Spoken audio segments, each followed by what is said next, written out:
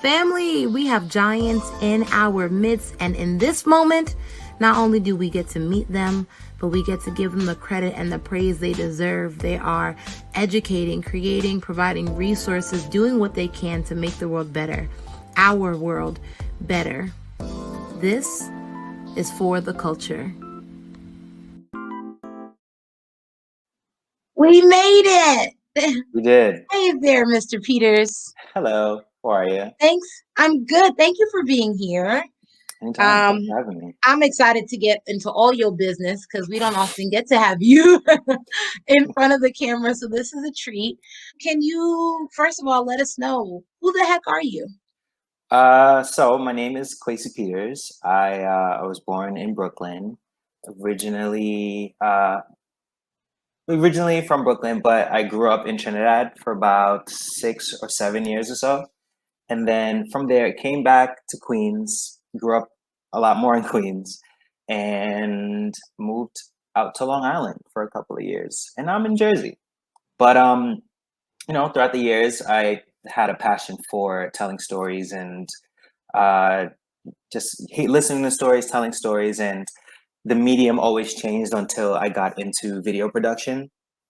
So I would say that I am a visual creative storyteller, primarily with wedding videos now, because that's where the money is. But I would say overall, just like a creative, love a good story, love to tell a good story, and yeah. So I already am like, I want to go into 13 different places, but What's up? let's go everywhere. So I know your work. You're incredible. I mean, like an absolute beast. And I'm so happy that you said storytelling because you like everything you come out with tells a story. Whether it is like your videos on like the racetrack, gardening, weddings, like you have a gift in that arena. So what's your company? My company is Sunday Born Films. I officially rebranded about a year ago. It was Toby Digital before. It was strictly off of like a whim. But I saw that everybody in the wedding industry was using like their names and putting photography or videography at the end of it. And Kwesi isn't the most, I guess, unique name. I mean, I say the most common name, and a lot of people at first glance at just like how it's spelled, it they just didn't pronounce it right. So I was like, just to make life easier for everybody, I went another route. Sunday born. My name Kwesi is Ghanaian. It's from Ghana, and it means Sunday, born on a Sunday. So I figured instead of Kwesi Peters Productions or Kwesi Peters Videography or whatever, I just went with Sunday Born Films, and I like it. People like it, and we make what's that? It's dope. Thank you. And yeah, that's basically the wheelhouse that hosts my wedding videos. Potentially maybe branching off into different videos as well, but for the most part, for now, it's where all the wedding videos live in that wedding video brand that I'm continuously is pushing and promoting. I absolutely love it. And to be able to see you grow in your artistry and in your creativity, first of all, it's beautiful to watch. Like, thank you. Because you put your heart into your work, which is amazing. So can we talk a little bit more about that, like your journey? Because like you said, you've always been a storyteller, but it's like you've grown and you've expanded in such a huge way. So can you give us what's the real journey? What is the real journey? That is a great question. The real journey. I think it started because wedding videography wasn't the main thing that I wanted to do, just like life in general. And it was through a good friend of mine. I started in 2014. he basically saw a lot of the videos that I produced before, and kind of going to your point, it was like just like a lot of like, you know, storytelling, basic storytelling stuff that I just tried to implement into whatever it is. And he saw that I had like that gift, and I never shot a wedding before in 2014, and he was just like, "Yo, I want you to shoot my wedding." And you know, me going into it with not knowing the ins and outs of the, I guess, the basics of the production and just like the business side of things, I just, you know, like most things that I do, I just like go into it, and then if you know, it fails, it fails, and if it doesn't, I continue to learn. And you know, I'm 7 years in now, and I'm still learning stuff and whatnot. But through that whole 7 years that I've been filming, the journey of just crafting the skill set of a storyteller, that was very clientele based, and it wasn't until I was either 2016 or 2017 where, damn, I haven't even shared this story. Well, obviously I ain't really out here talking to people, but I haven't shared this story. But there was a bride. I shot a wedding. It was probably 2017. There was a bride who, she basically hit me up like a week after the wedding, like 2 days after her honeymoon, and you know, she just wanted to know when the wedding video was going to be done, and blah blah blah, and etc. And since like before then, I was, you know, just kind of keeping it pretty generic as far as like the wedding films, and going based off what's in the industry already and everything. And it was very cookie cutter. You know, weddings are, a lot of them are the same, but it's just and a lot of the format of the videos are the same as well. But this bride, she hit me up pretty soon after her wedding, and she basically like was, it was, I guess she was basically going through it already with her husband, right? And it was in therapy and et cetera, like already after the honeymoon, something happened and there was issues. And I was like, damn. So she, I guess as a way to I guess spark whatever relationship that her and her husband had, wanted the film to do that for her. Mm, And I was just like, I don't know what the, like, it made me like, I had to think, um you know, obviously the storytelling was there, but I had to think like more in depth and more specific to like their relationship, um but with what I had. So I was already into the editing process, and all the information that she gave me, you know, just being as general as possible, I tried to, I had to switch it up so that it would be tailored to, you know, getting that spark back for her husband and herself. So after that wedding, it definitely, the journey definitely changed for me, and how I filmed and how I told these stories, and I guess that value of being able to have something for people to look back on later on.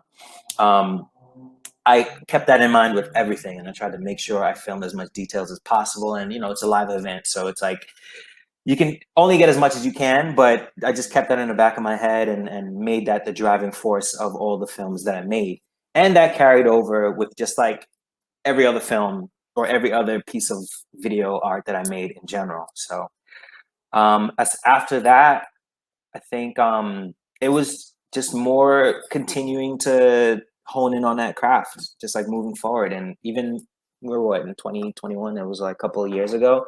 Still learning stuff, and there's always something to learn. And every relationship is different, every couple is different. So there's always room to experiment and be creative and grow. So the journey is gonna continue till, who knows, till I, you know, till Lord knows when, basically. you're not allowed to stop. Nah. No. Nah. By the way, so okay. So first of all, my hat goes off to you for being able to shift and adapt, Mhm. and also wanting to cater to your clients. And it's funny because my aunt, and you know her, my aunt does event design, and so I've seen, you know, she's had black photographers, black videographers at events and stuff for so long. But there's something so special, like seeing you work and seeing what you produce and the things Mhm. that you create.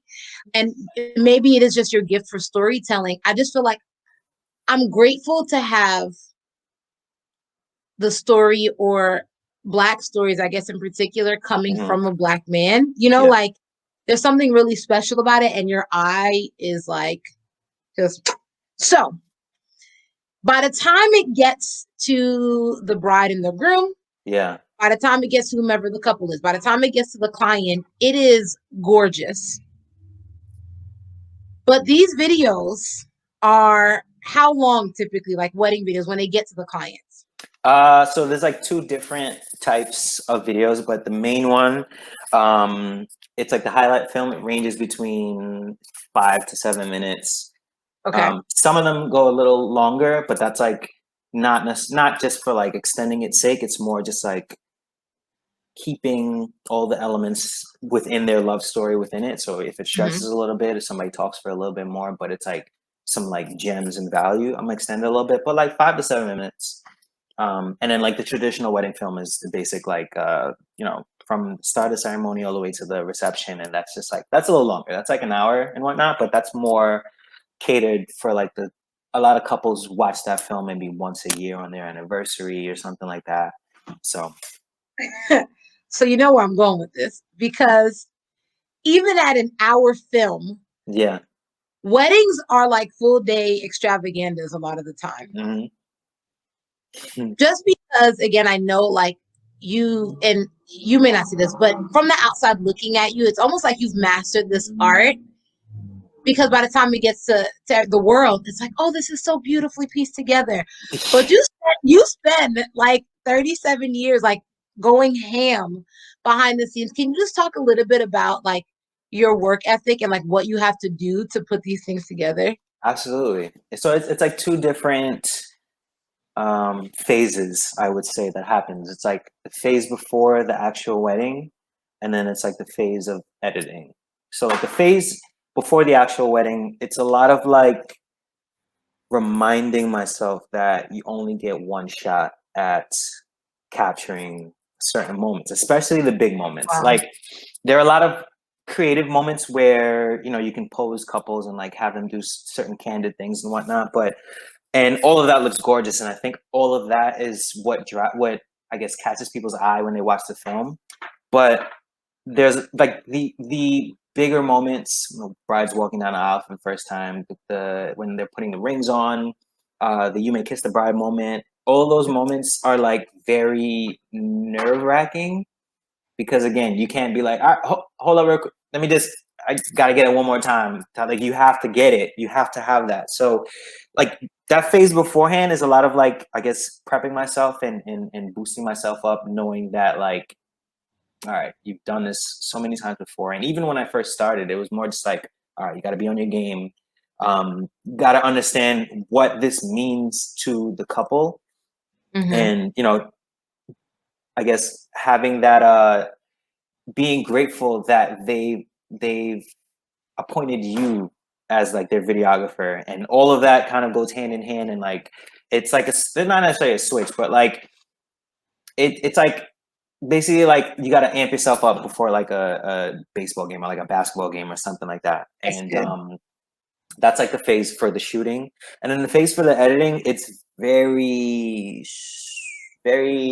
what's the word, it can go so many different. When I first started, it was just like all over the place, and it takes, I wouldn't say a very long time, but it's to get the story right. You, for me at least, I know sometimes I've had to separate what I think would look amazing or would look good versus Right. the value that the couple's getting. And it's like a tug of war thing that I've gotten a lot better at differentiating and just being like, all right, boom, the bride said this, boom, the groom said this, boom. One of the the maid of honor or the best man kind of mentioned how their love story started, so I'll put this here and blah blah blah. And I basically set it up so that it tells their story, shows their love, like shows how much they love each other within like whether they're vows or whatever it is, and basically have some intertwined, some beautiful shots in between. And yeah, try as best as possible to differentiate each wedding because it's very easy. And again, no shades and nobody, no other videographers or whatever, but because weddings are very cookie cutter of like the ceremony, the reception all being the same thing, it's very easy to fall into a pattern of just doing the same thing and just pushing it out and calling it a day. And there's nothing wrong with that. I myself am like looking into a way to even systemize how I edit, but try and maintain some form of like uniqueness to it. But it's easy to fall into that trap of just like, all right, we're just gonna throw some clips together, call it a day and whatnot. But yeah. I at the end we're gonna have folks like I'm gonna ask you to share how people can find you because in my mind you're the best of the best, right? Mhm. And I mean for everybody that doesn't know me, my friends are better. So I don't go Always. anywhere. Like if I go to an event and like anytime I go anywhere and like there's a videographer, I'm like, man, they should have Kwesi. You know, like or now now I because you also are beast. You capture all of these moments, and you have a great sense of humor. And so you have all of these shots where people have like their cameras and their phones up. And so I always Mm, think about you too. So like if I'm at an event and I do this, and I'm like, wait, am I going to be in their way? You know, like. mhm, So mhm. thank you for that, for giving like the back scenes and the like behind the Yeah, story stuff. respect, of course, yeah. So let us know, right? Because Sunday Born Films is your company, but what projects are you working on? Because you are creative and you wear many hats. Okay. Um, I am working on a couple projects, but oh man, how do I even?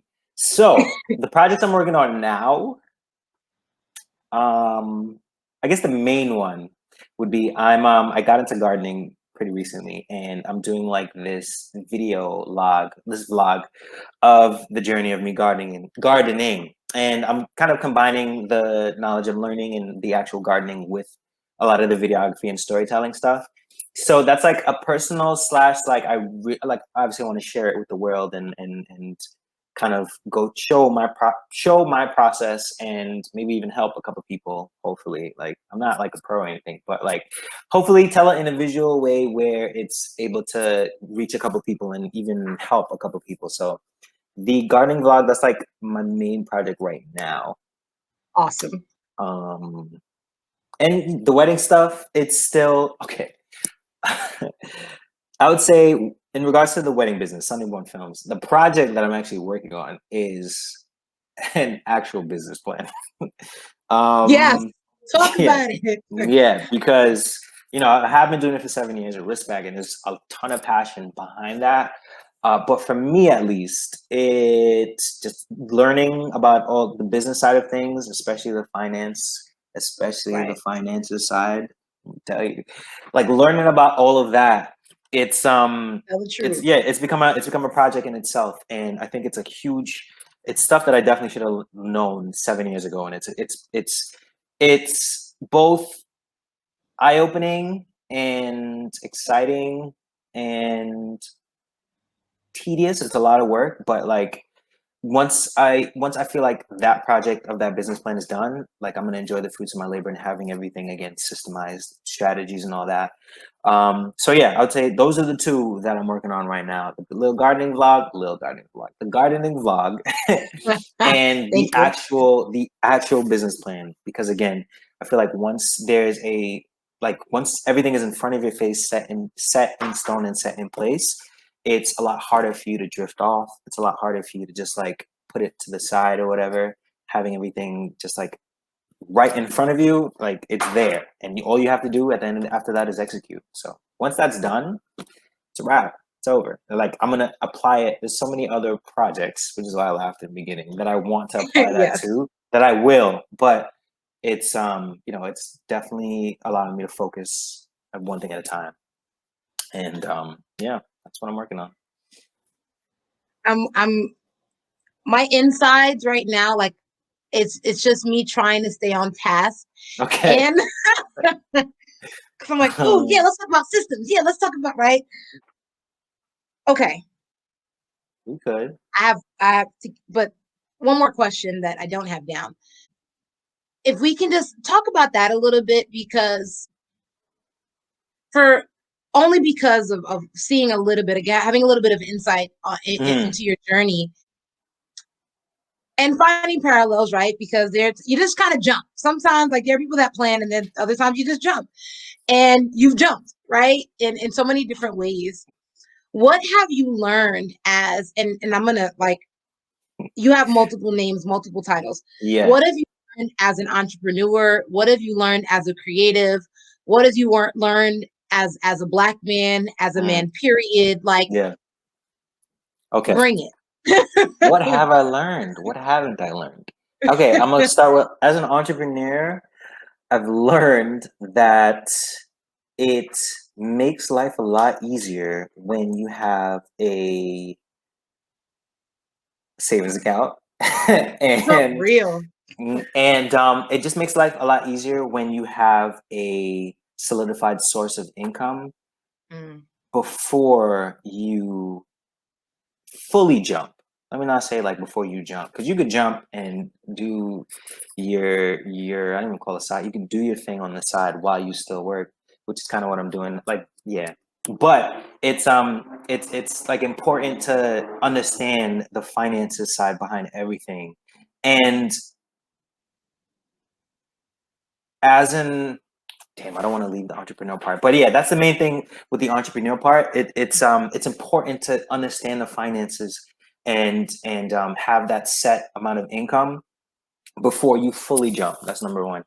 As an artist, it is important to talk about money, even though it may not seem as if, even though, some people may seem like looking from the outside in as if money is like the only thing you talk about. It's a part of, like, it's part of it. It's a part of this ecosystem that we live in. And for me, again, one man's opinion, a lot of people, I've seen a lot of people, especially myself, being taken advantage of as an artist simply because you're supposed to be doing it for the art and blah blah blah. But those same people that are saying that are legitimately taking your art, again, no shade, no disrespect, taking your art, actually disrespect, taking your art and utilizing it and monetizing it in a way that either you know about or you don't know about, and then eventually either you're sour about it or something. So as an artist, like, take into consideration that things cost money. Like, the things that you're utilizing, your tools, your resources cost money. And I guess the big thing with that, just understand that the Mona Lisa was a commission, right? come People, like, on. the Mona Lisa was, like, one of the most beautiful, if not the most beautiful, claimed to be one of the most beautiful paintings ever and whatnot. But it was a commission. There's a whole backstory to that I don't want to say because I don't want to mess it up. But I did read about it, and somebody paid for that. Somebody paid for that. So just understand that. Um, as an artist, you have to make a living. You got to put food on the table. You got to pay for your electric bill. You got to pay for rent. So don't let anybody tell you that you shouldn't be thinking about money. As a black man, I've learned that the standard for myself is a lot higher than the white counterparts that I work with. Mm, Um, and I don't know if that's because of the minority aspect that I'm in a I'm in a, I guess, a field that is primarily white.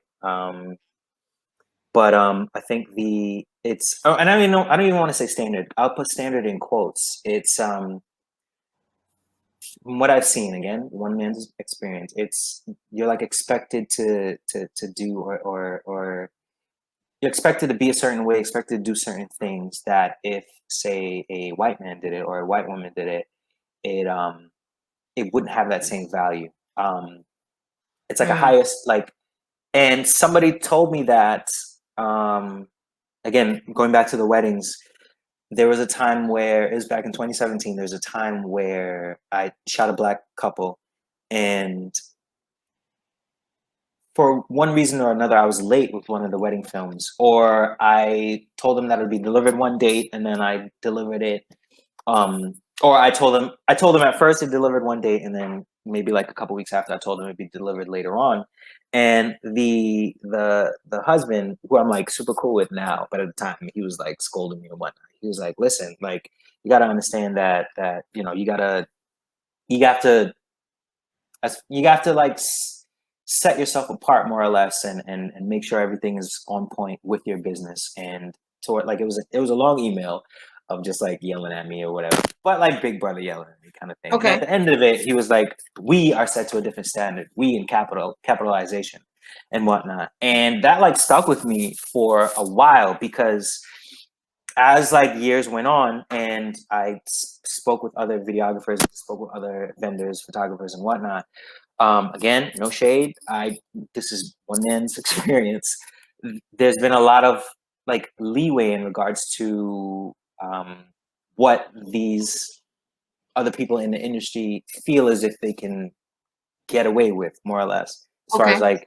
like delivering films later and being okay with it or not or whatnot. So I feel like there have been certain aspects of the business side of things where like it feels as if I'm held to a different standard.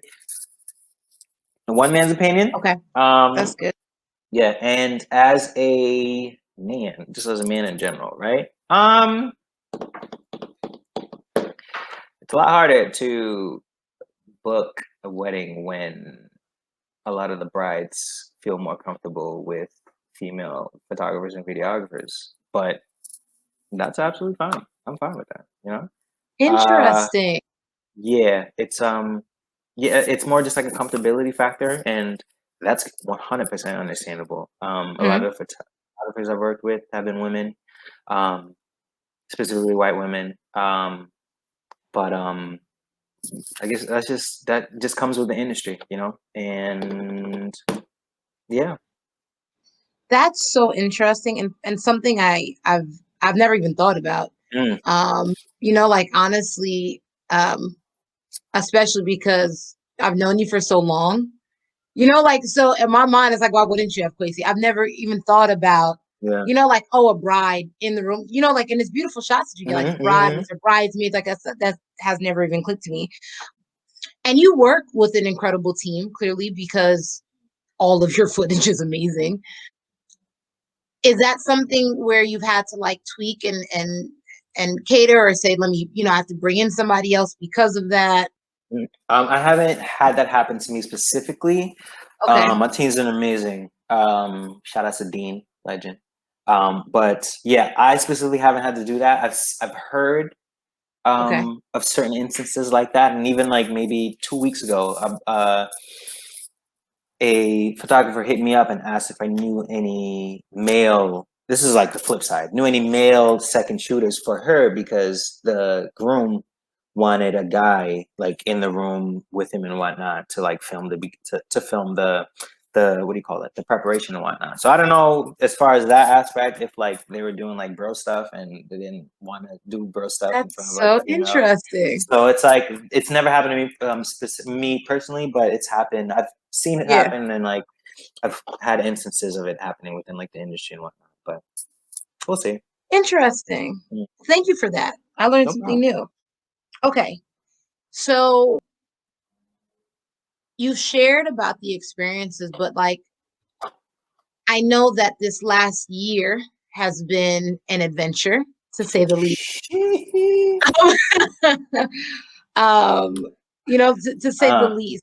And again, I'm grateful because you've posted and been transparent and from what I've seen, and you can speak to this too, but from what I've seen, you've had honest moments with yourself, right? mm, About what you can do, what you can do, doing and not doing. There are ups and downs in this yeah. journey, especially running and owning your own business. What drives you? Like what are the things that you've had to like push through? What keeps you going? Can we talk Mm, about that? yeah, of course. So one of my main drivers has, well, I don't know about now, but like when I first started, just in general, a lot of the things that I put myself through, one of the main drivers was proving people wrong.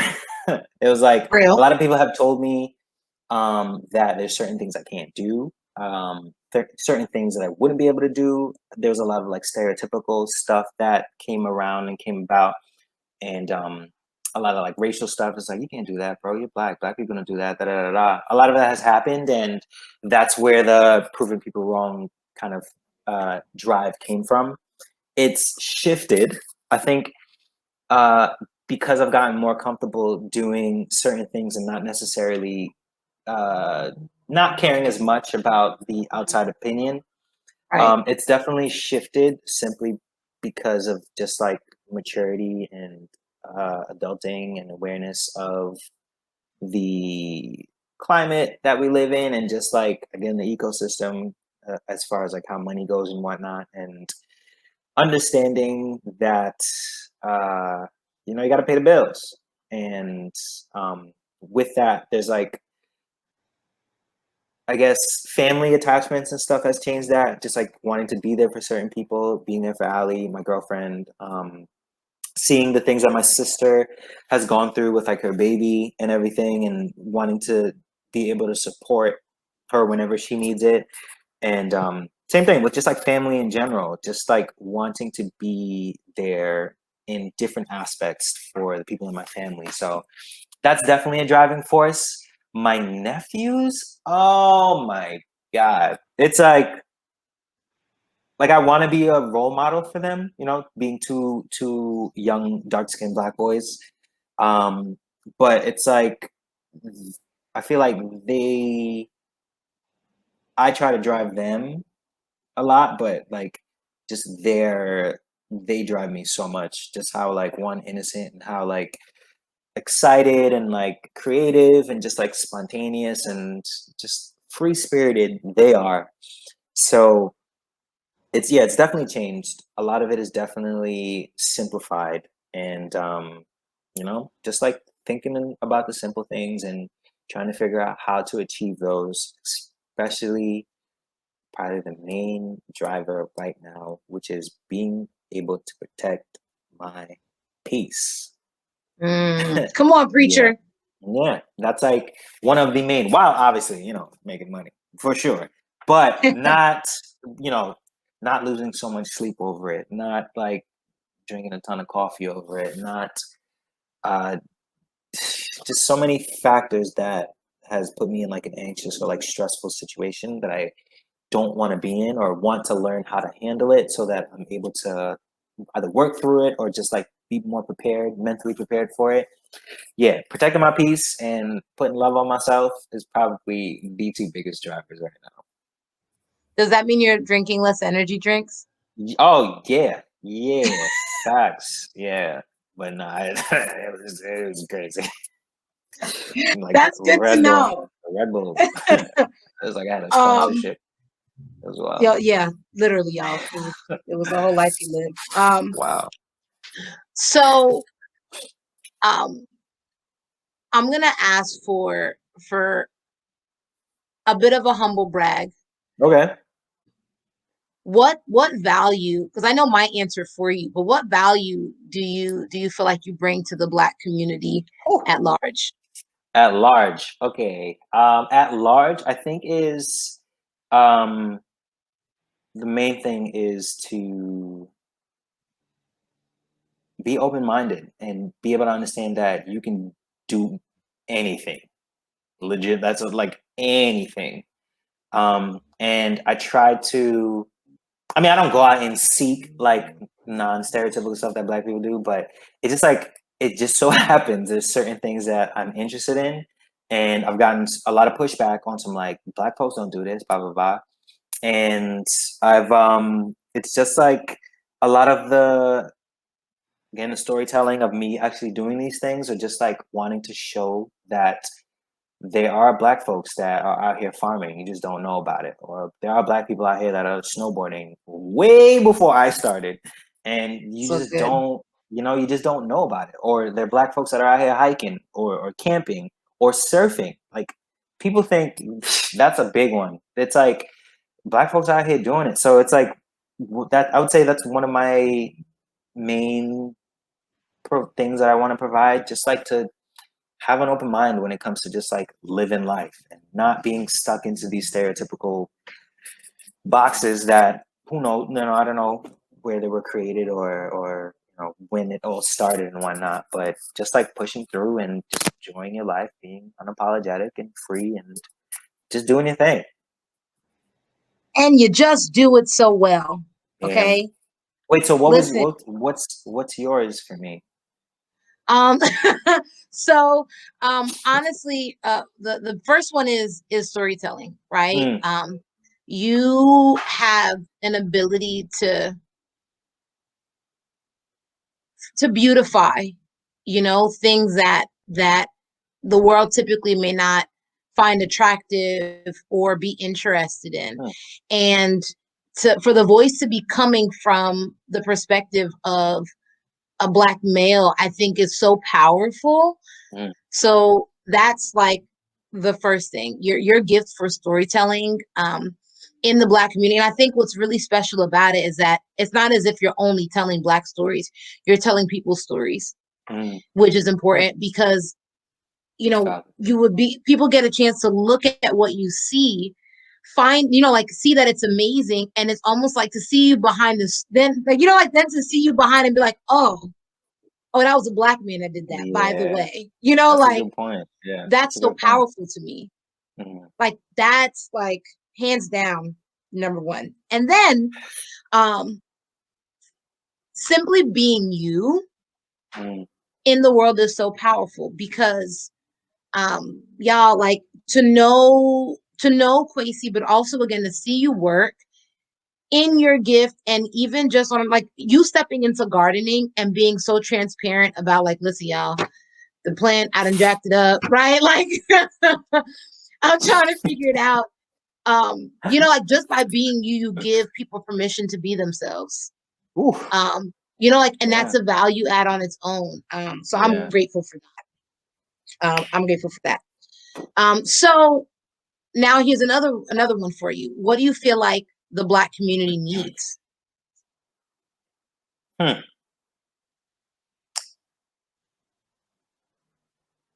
Huh.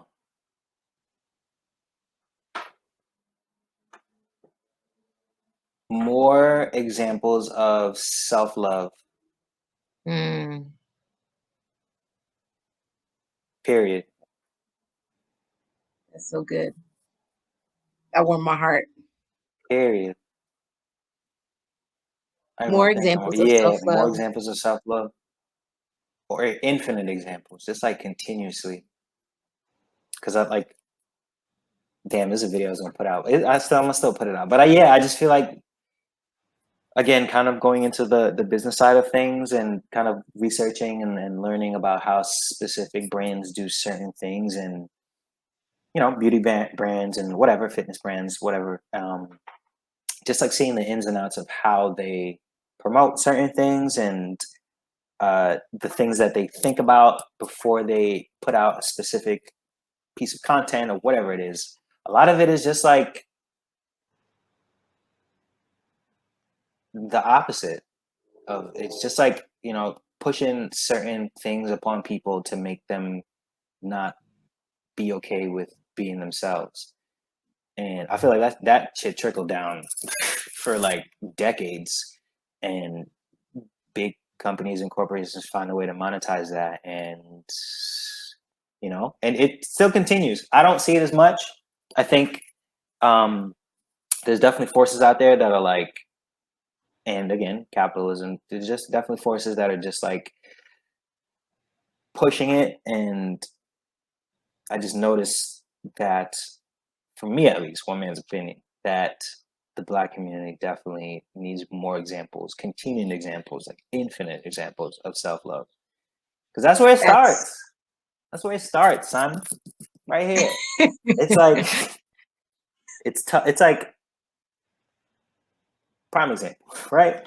You go on an airplane. It's been a minute. Oh, I haven't been. I mean, yeah, it's been a while since I've been on an airplane, right? When say like the cabin pressure drops and like the things fly down. It's never happened to me. I don't know if it's ever happened to you. Those things, oh those oxygen masks fly down, right? yeah, The first thing the flight attendant tells you to do before the plane even flew off was to make sure your joint is secure first before you help anybody else. yep. Self love. Drop That's some. it. Self love. Put some love on yourself. So you can be able to love everybody else. So that's what I feel. That's that was good. If somebody were to say that they wanted to be like you, what would you say? Thanks but no thanks. Nah, I don't know. I don't know. I would say, let me stop. If they wanted to be like me, I'd say I appreciate that. Um, uh, just know that there are a lot of elements that I don't fully express, and not to idolize the picture that you see, you know? That's it. Okay. Yeah. I want to be like you, Kwesi. Um, Uh, thanks, but no thanks. No, let me stop. thanks, but no thanks. Okay, so I'm gonna read a quote Okay. and just let us know, right? What it means to you, if it resonates with you at all. Mm, Okay. Success consists of growing from failure to failure without loss of enthusiasm. I agree. 100%. Um, 100, because your boy, the amount of failures, goddamn. It's yeah, it's like people talk about motivation and trying to stay motivated and whatnot. There's definitely been moments where you put a lot of effort into certain things and you lose that spark to continue and whatnot. But with every, you fail and then you continuously learn something, and it's like sometimes it sucks because you're out here comparing with like other people's story and other people's journey. But yeah, you just have to like take every failure as a lesson and just like stay enthused, figure out something. If it's something you're passionate about, the failures are not going to affect you to the point where you completely stop. I think you may move to something else for a little bit, but as you continue to learn with every failure, it'll bring you back on track, and then whatever that success means to you, it'll happen. That's so good. That's why I want to be like you. All right. Um, Thanks.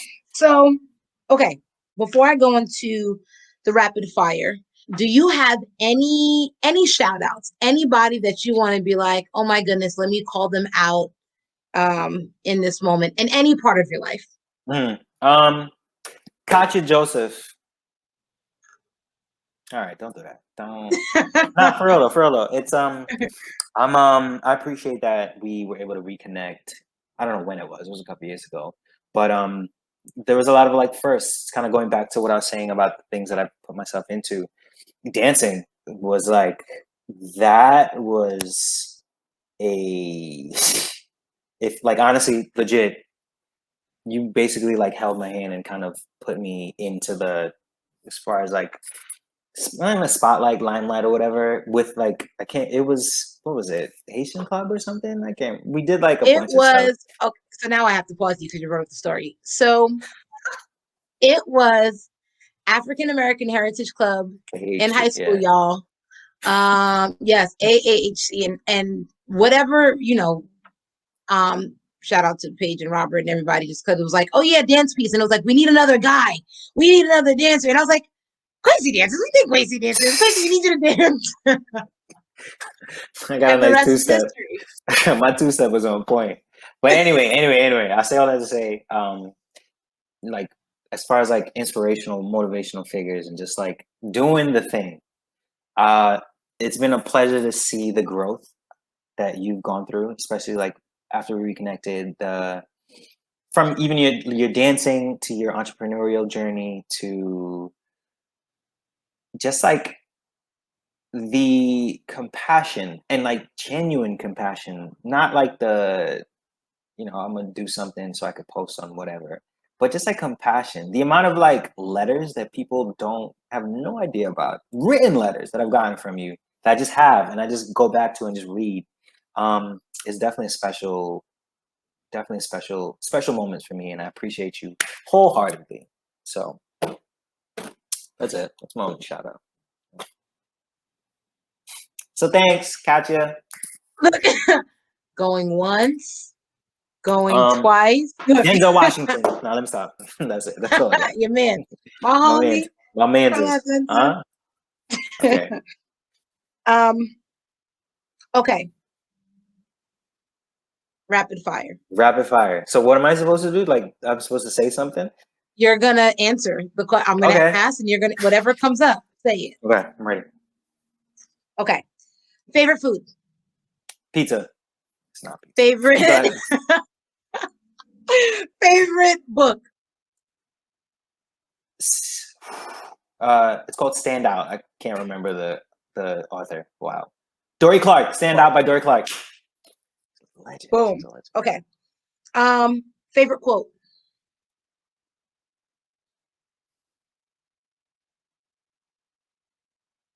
Favorite quote. It's like there too. Oh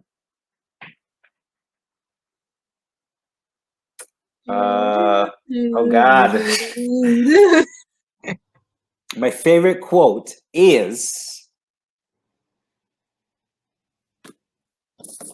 Can we get back to that one? Let's get back to that. Yeah, it's there. It's like we'll right come there. back. Okay. Panicking. One word to describe how you're feeling right now. One word how I feel in the room? One word to describe how you're feeling right now. Full. Full. Role model that you have. Denzel Washington. Nope. Yeah, Denzel Washington.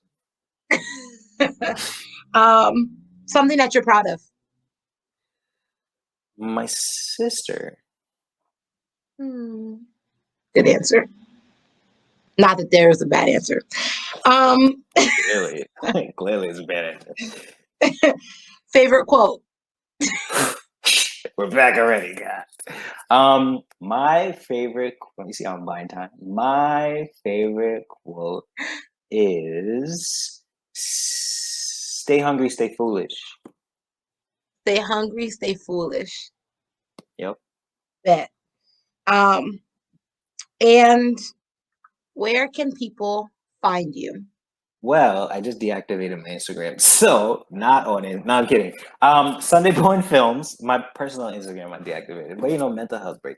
Sunday Born Films on Instagram, all lowercase. SundayBornFilms.com. Kwesiray on Instagram when I come back, and Kwesi Peters on Facebook. That's it. And yes, I am. So, if someone is looking to book you, they should go to your website. Yes, SundayBornFilms.com.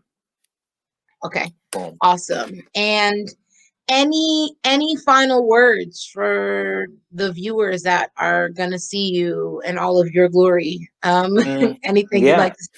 Absolutely. Continue to protect your peace, folks. It's very important. It's like the core to doing everything else as far as like life goes. Make a lot of money. Remember to give back. And yeah, just enjoy life without thinking too much about what people would say.